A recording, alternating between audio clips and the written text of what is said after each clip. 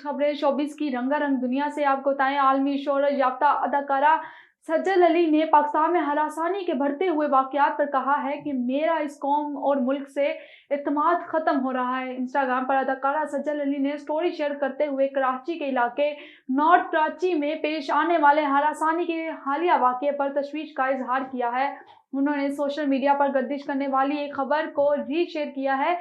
खबर के मुताबिक कराची में दिन दहाड़े बच्चे के साथ मोटरसाइकिल पर सवार शख्स ने राह चलती बाहिजाब खातून को जिनसी तौर पर हरास किया।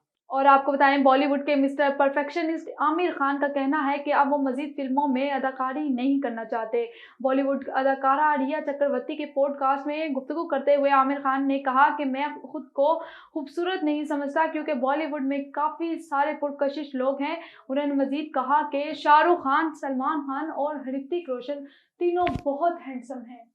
और आपको बताएं, अली जफर ने एक और सुरीली आवाज़ की हामिल गुलकारा मुतारिफ करवा दी। गुलकार अली जफर ने एक और सुरीली आवाज़ की हामिल गुलकारा मुतारिफ कराई। उमरकोट की रहायशी गुलकारा निर्मला का गीत रिलीज, पहला AI म्यूजिक वीडियो भी बना दिया गया।